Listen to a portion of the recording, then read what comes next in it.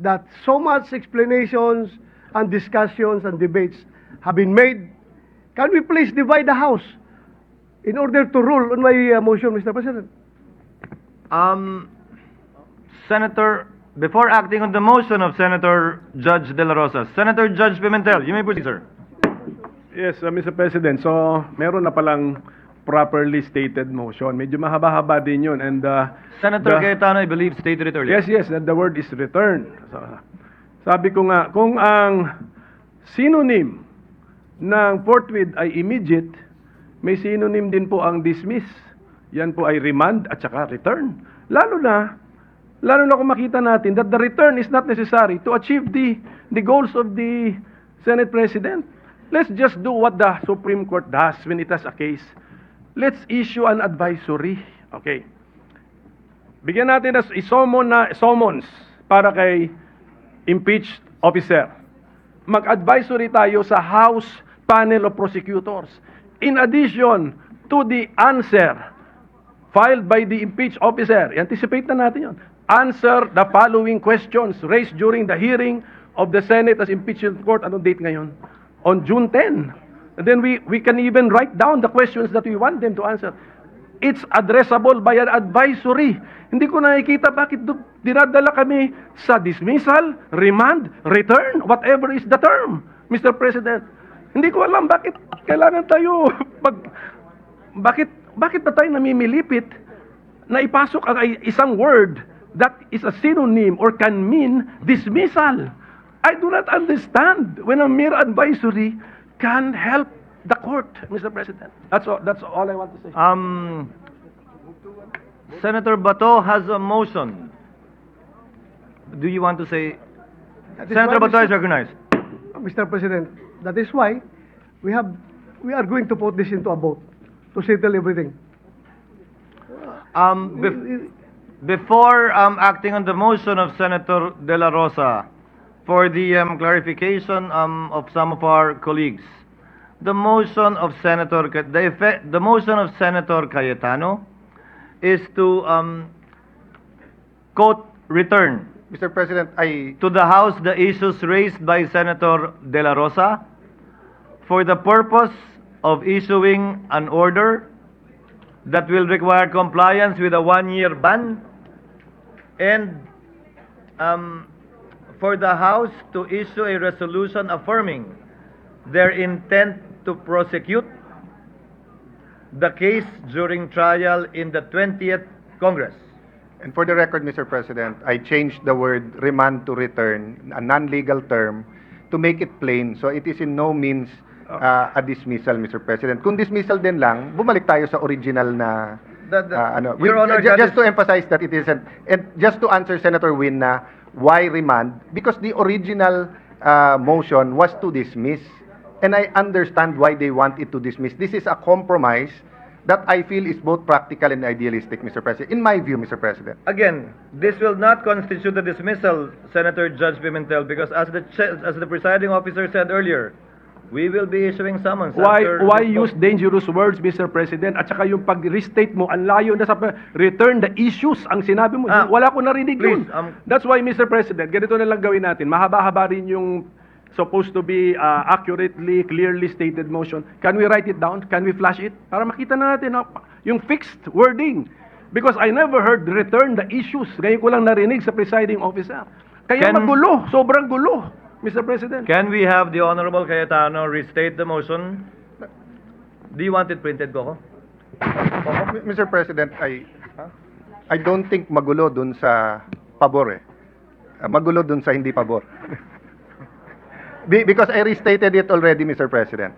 Whether we use the word remand, whether we use the word return, there is nothing in the Constitution, in our rules, given not only the point na sui generis ang classification ng ating court, yung time na final, yung ating gagawin, this will actually expedite everything. If you map it out, Mr. President, kung ano mangyayari, mas bibilis pa nga dito. Kaya sa akin, Mr. President, bago magbago ang isip ni Senator Bato, we've clarified as much as it can be clarified. So maybe we can just vote on it, Mr. President.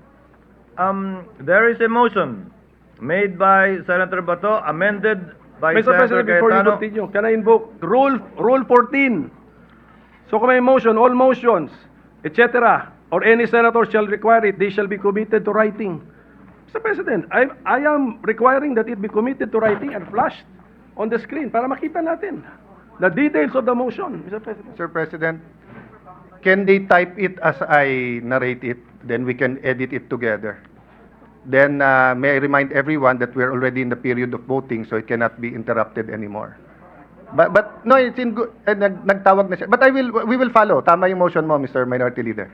So we will narrate it and so that it will be typed written. Can the Secretariat coordinate with Senator Cayetano now while I recognize Senator Judge Binay?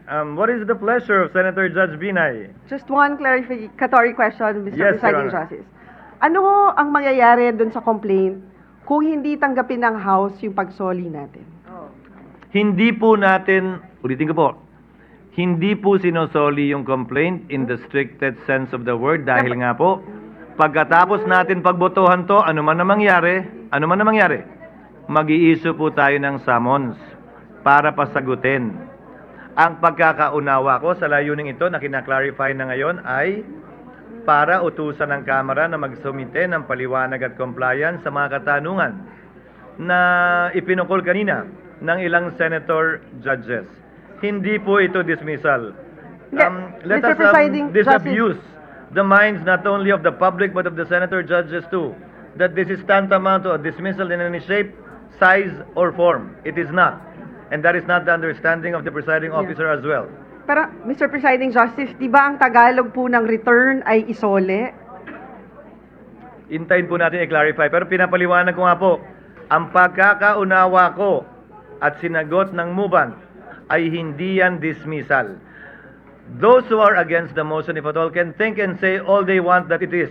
But it is not, and this will soon be proven by the issuance of a summons right after the vote, regardless of the outcome.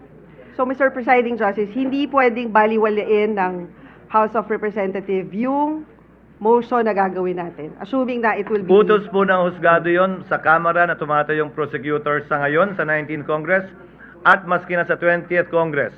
Ito'y magiging dagdag patunay para sa presiding officer na itong kasong to ay tatawid sa ika-20 Kongreso at hindi mamamatay sa ika-19 na Kongreso.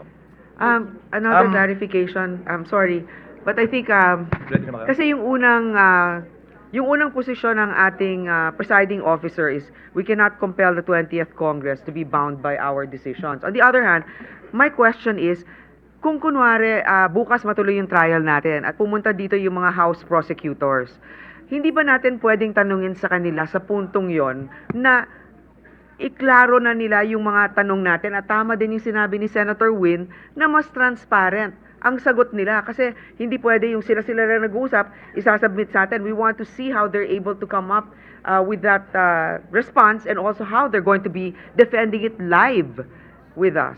That's for the 20th Congress to decide. Why? That was what was discussed earlier. Kaya nga po, di ba, ang paliwanag, napakahabang diskusyon at debate ito, hindi natin kayang pagpasan. Yan ang sinabi ng karamihan. Hindi tayo pwede mag-judicial notice ng mga bagay-bagay na ito. Kaya nga po, para hindi masayang oras, pinapasumitin natin sila habang wala naman tayong pwedeng gawin at magawa. Dahil nga, matatapos ang otoridad ng 19th Congress sa June 30. At hindi rin pa po trial ito dahil mag-i-issue pa lamang po tayo ng summons ngayong araw na ito kung saan meron ng takdang panahon para sumagot ang nasasakdal at kung sakasakali magbigay pa ng reply ang prosecution bago po tayo pumasok dun sa presentasyon ng ebidensya ng magkabilang panig na siyang pinatutungkulan talaga ng trial.